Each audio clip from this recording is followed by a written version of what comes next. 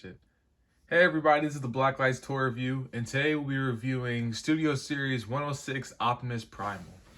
And now, this is the front of the packaging, side views, and the back.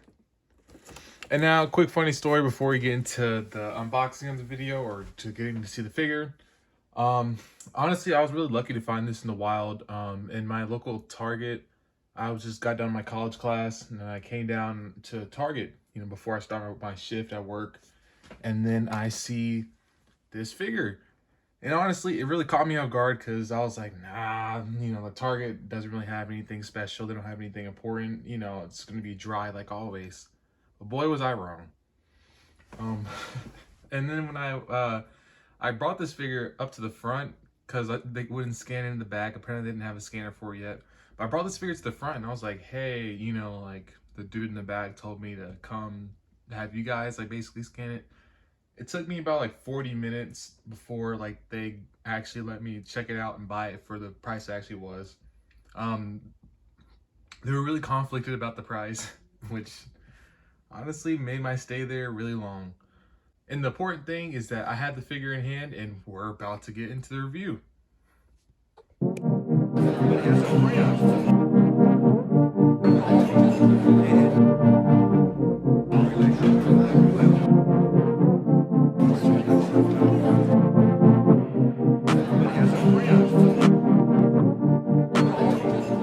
Alright, so this is Optimus Primal outside of the packaging.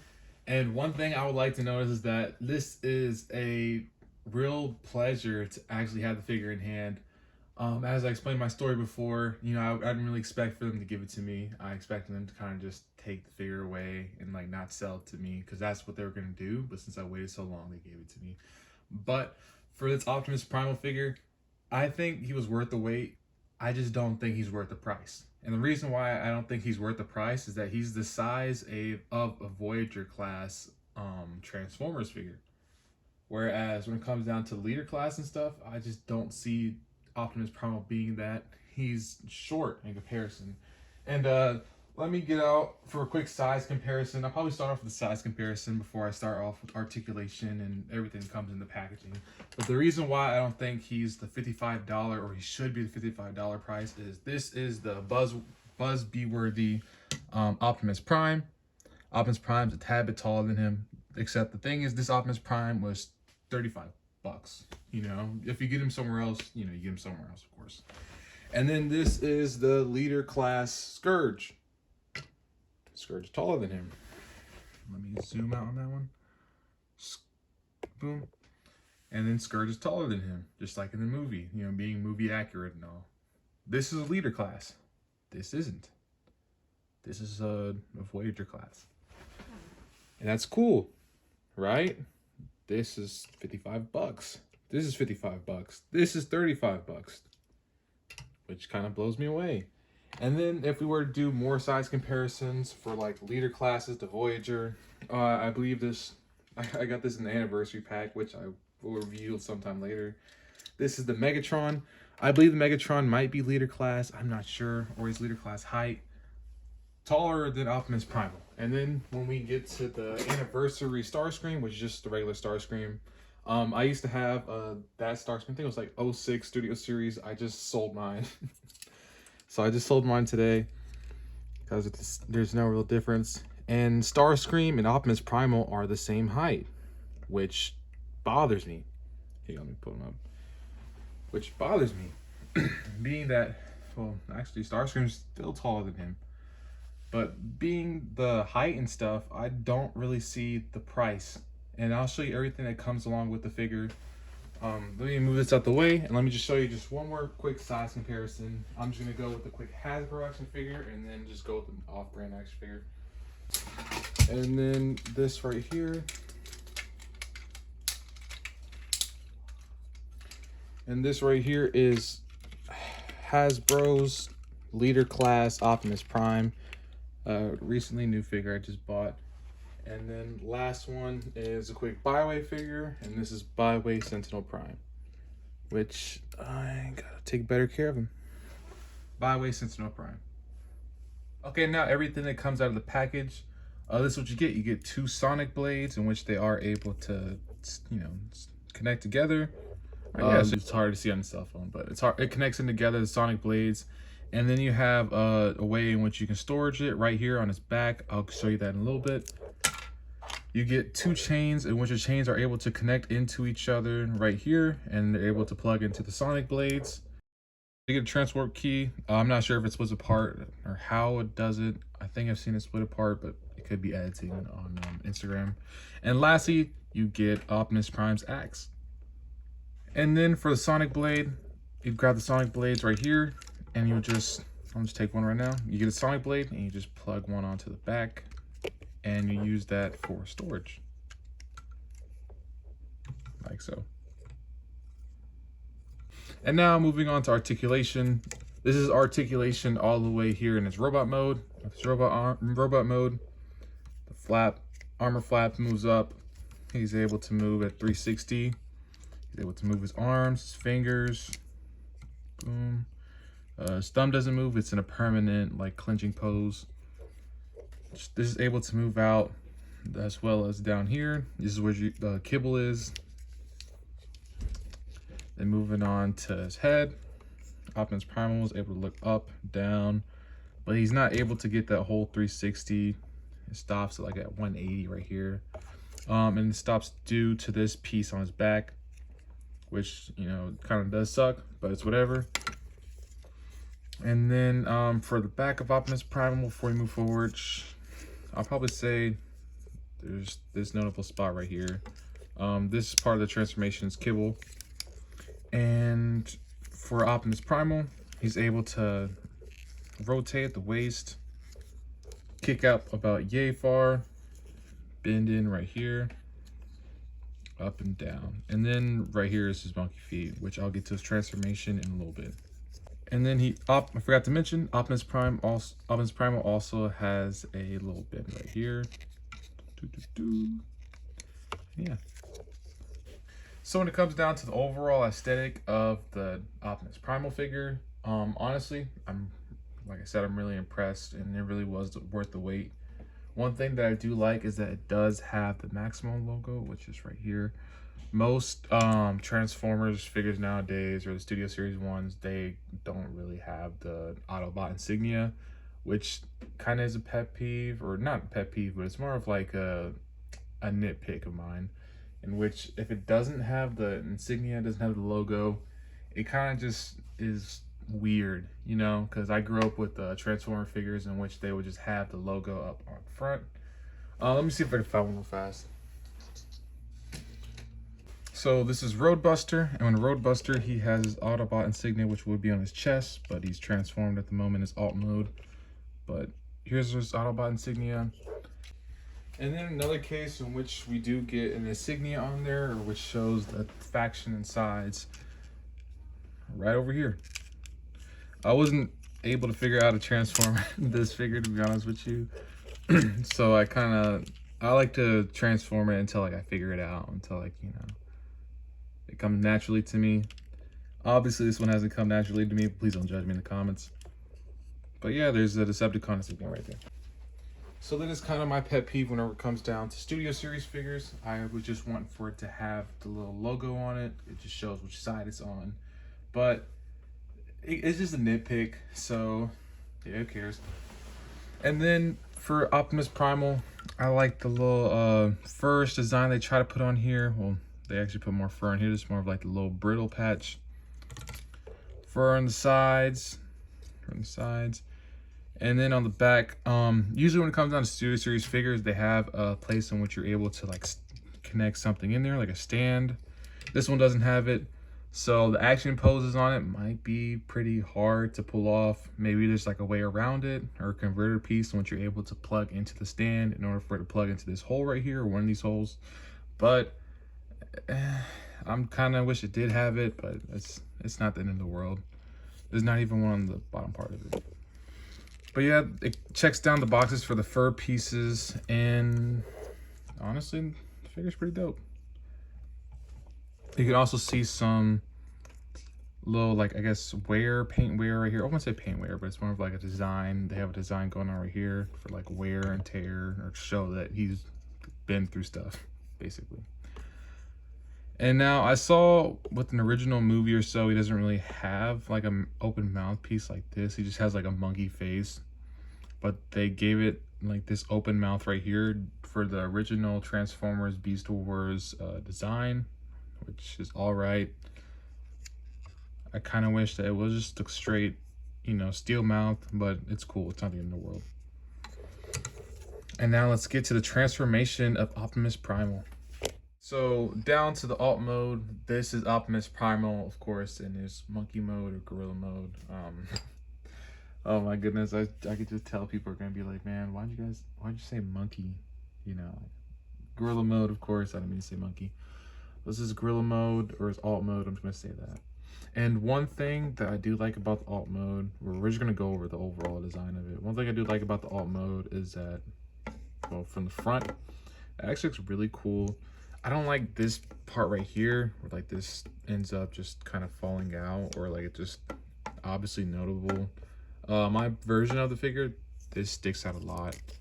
Like this piece right here, it's almost like beefing with each other. So this piece sticks out a lot. This one fits in snug. This one just, I'll see if I can fix her fast. Okay, so I fixed it, and apparently it seemed like there was a piece I needed to peg into. I didn't know that, but now I do. So yeah. So one thing I would like to say about the figure, and which I just love the way it kind of looks in the front. I know I mentioned that a lot. And with it, you kind of get like a separate part of like interchangeable hands, where I told you with the last hands, it was stuck in like a gripping pose, where like the thumbs were like stuck down. But in this one, let me move out the hands.